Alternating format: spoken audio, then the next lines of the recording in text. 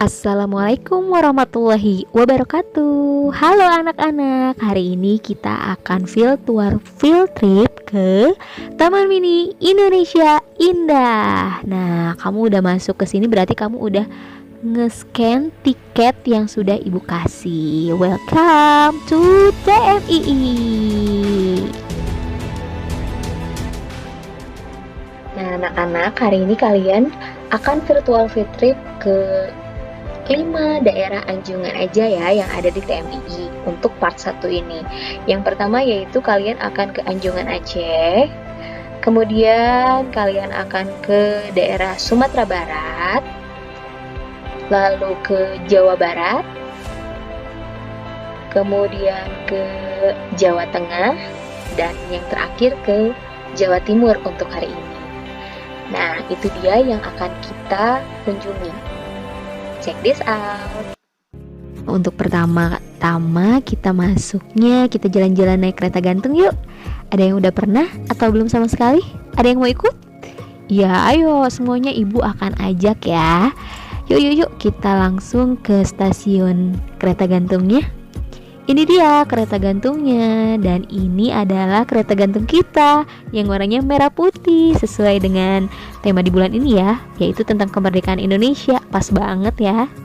Yuk kita meluncur. Oh iya, jangan lupa berdoa dulu. Gimana berdoanya? Bismillahirrahmanirrahim. Bismillahi majreha wa mursaha inna rabbi laghafurur rahim. Masya Allah, lihat tuh dari atas, semuanya indah banget. Nah, ini dia nih yang jadi ikonik untuk Taman Mini Indonesia Indah, yaitu miniatur dari pulau-pulau seluruh Indonesia. Wah, Masya Allah ya, keren banget. Ada dari Sabang sampai Merauke, dan juga ada dari Pulau Sumatera sampai Pulau Irian Jaya. Nah, kamu tahu gunung tertinggi yang ada di Indonesia itu apa? Iya betul, Gunung Jayawijaya. Di atasnya ada saljunya, lihat nih. Oke, nah ini kita perjalanan kembali lagi ke tempat semula. Kita bakalan langsung ke Anjungan setelah ini ya. Oke, check this out untuk langsung ke Anjungan yang pertama.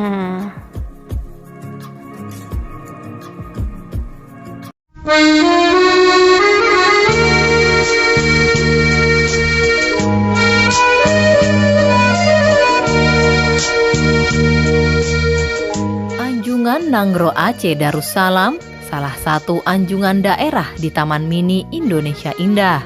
Anjungan ini mempunyai rumah adat sebagai bangunan induk, lumbung padi, krung pade, penumbuk padi, jengki, dan pesawat Dakota RI 001 Selawah.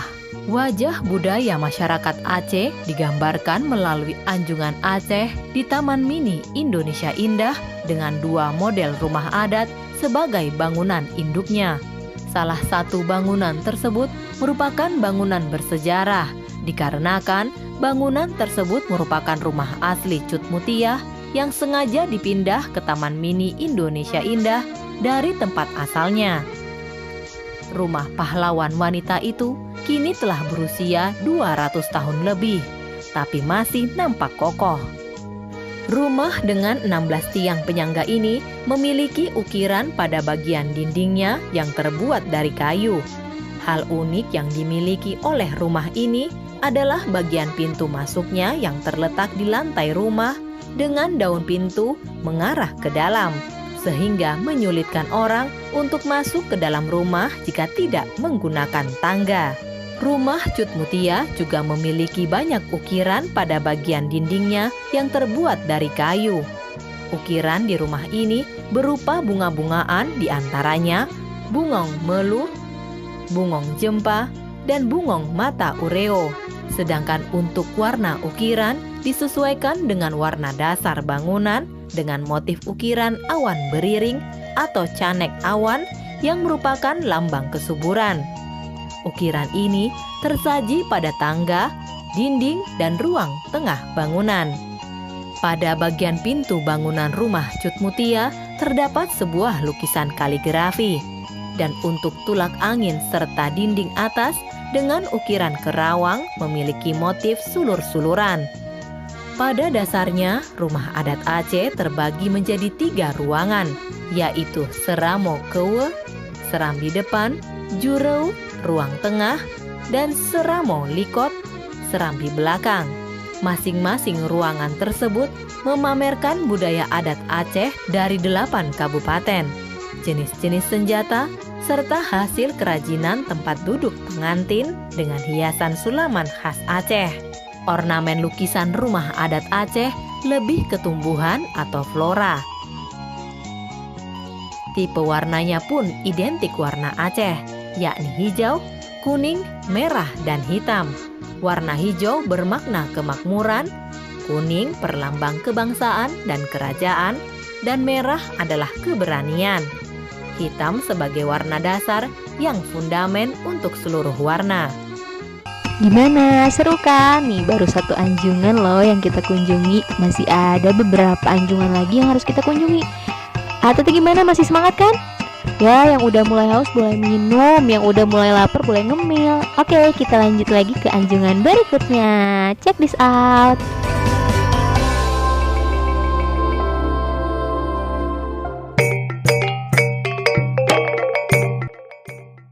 Sumatera Barat atau lebih dikenal dengan nama Minangkabau merupakan salah satu provinsi di Indonesia yang terletak di pesisir pantai barat Pulau Sumatera.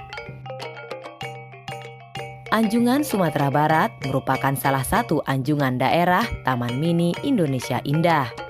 Anjungan ini menampilkan rumah besar, rumah gadang, balai adat, balairung, lumbung padi, rangkiang, dan rumah adat Mentawai. Tampak depan anjungan terlihat rumah gadang disebut rumah besar sebagai tempat tinggal keluarga dengan seluruh aspek adat istiadatnya. Rumah gadang biasa digunakan untuk berkumpulnya keluarga. Bentuk atap rumah yang menyerupai tanduk kerbau sering dihubungkan dengan cerita Tambalang Minangkabau. Di samping kiri rumah gadang ada sebuah balairung yang merupakan ruang tanpa dinding, hanya beratap dan lantai.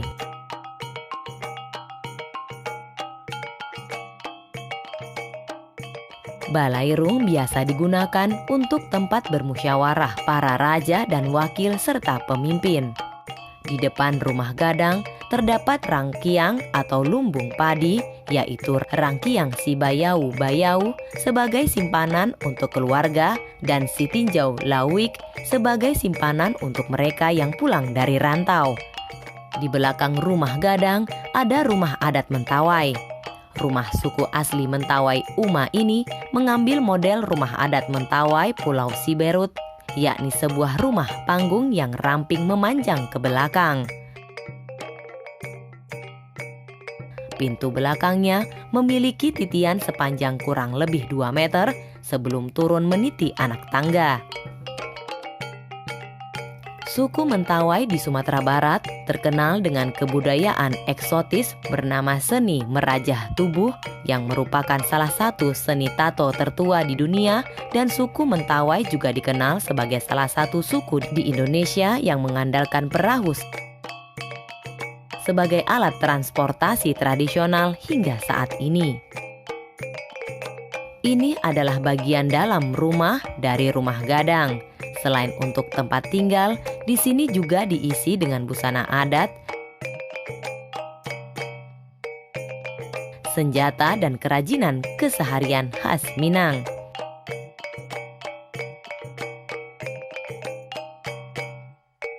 Contoh busana Padang berasal dari kota Padang.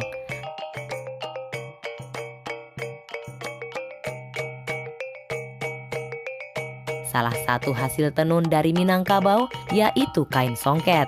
Ada juga alat berburu dan alat musik khas Minangkabau.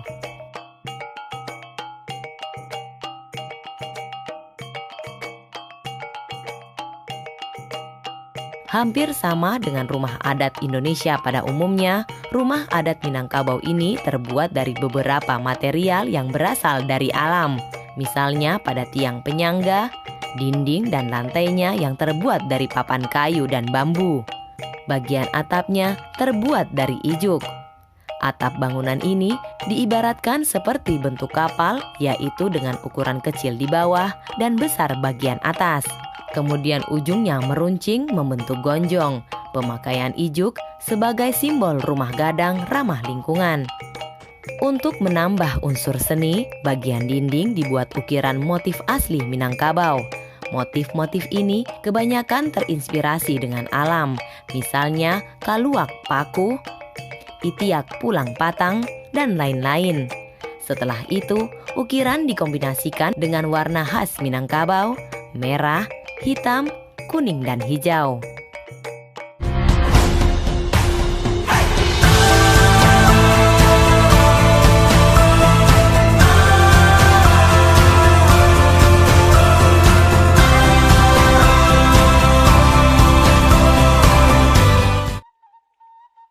Jawa Barat adalah sebuah provinsi di Indonesia. Provinsi Jawa Barat terdiri atas 18 kabupaten dan 9 kota. Ibu kotanya berada di kota Bandung. Perkembangan sejarah menunjukkan bahwa Provinsi Jawa Barat merupakan provinsi yang pertama dibentuk di wilayah Indonesia. Provinsi Jawa Barat dibentuk berdasarkan Undang-Undang Nomor 11 Tahun 1950 tentang pembentukan Provinsi Jawa Barat. Jawa Barat merupakan provinsi dengan jumlah penduduk terbanyak di Indonesia. Anjungan daerah Jawa Barat dibangun dengan mengambil bentuk keraton Kasepuhan Cirebon. Pemilihan bentuk bangunan tersebut dilatar belakangi sejarah bahwa Cirebon merupakan pusat pengembangan agama Islam pertama kali di Jawa Barat.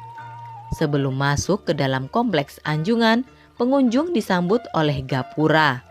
Gapura itu bertuliskan Wilujeng Sumping yang artinya selamat datang, dan di atasnya terdapat 2 buah senjata tradisional khas Jawa Barat, yaitu kujang.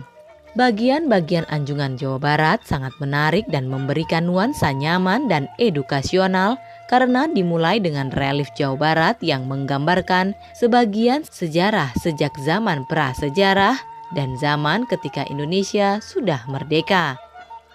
Setelah melewati relief, pengunjung langsung berhadapan dengan bangunan Gong Perdamaian Nusantara yang diresmikan oleh Wakil Gubernur Jawa Barat, Deddy Miswar pada tanggal 20 Desember 2015.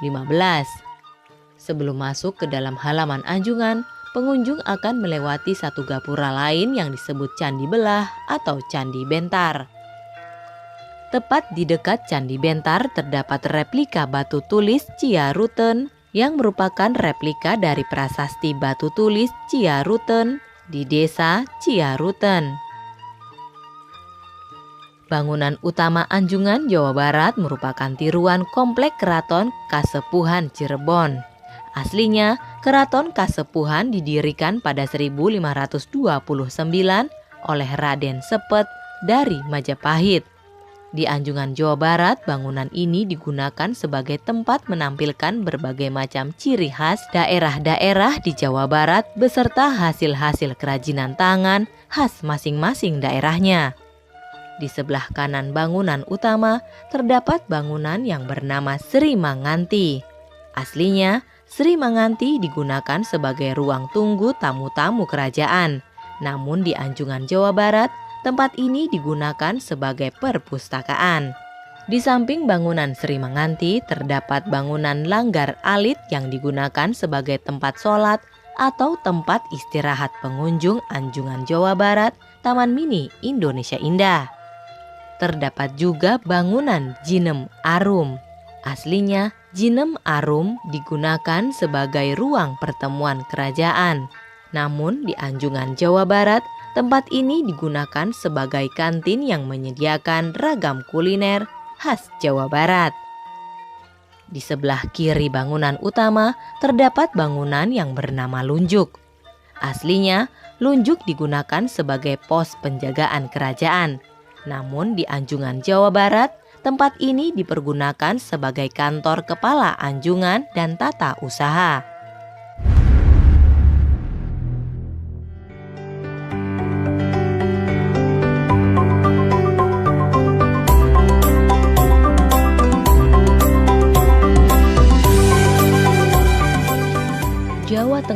terbagi menjadi 29 kabupaten dan 6 kota dengan kota Semarang sebagai ibu kota provinsi. Provinsi Jawa Tengah dikenal sebagai daerah 1000 candi karena banyaknya candi yang terdapat di sana, seperti Candi Borobudur, Prambanan, Mendut, dan lainnya.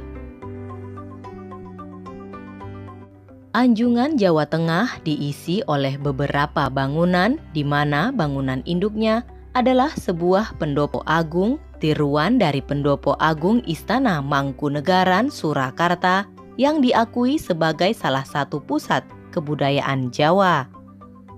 Pendopo adalah salah satu bangunan yang paling depan, tidak berdinding, tanpa pintu, dengan ruangan yang terbentang luas yang mempunyai makna bahwa raja biasa menerima tamu siapa saja dengan tangan terbuka. Di dalam pendopo juga terdapat kentongan, merupakan alat komunikasi tradisional dari Jawa Tengah. Andong sebagai transportasi. Di depan sebelah kanan bangunan pendopo terdapat panggung terbuka yang berlatar belakang sebuah bukit dengan bangunan Makara. Dengan bangunan Makara yang terbuat dari batu cadas hitam yang bertuliskan kata-kata Ojo Dumeh. Bangunan joglo pengerawitan Apitan terletak bersebelahan dengan sebuah panggung terbuka. Pangerawit Apitan berasal dari kata pangerawit yang artinya gamelan, sedangkan Apitan berasal dari kata sawitan atau pakaian seragam untuk niyogo penabuh gamelan. Bangunan lain yang terdapat di Jawa Tengah adalah bentuk rumah adat Joglo Tajuk Mangkurat. Joglo Pangerawit dinamakan Mangkurat karena Soko gurunya memakai lambing sari, ukiran di bagian langit-langit Soko guru yang berhubungan mesra antara pria dan wanita.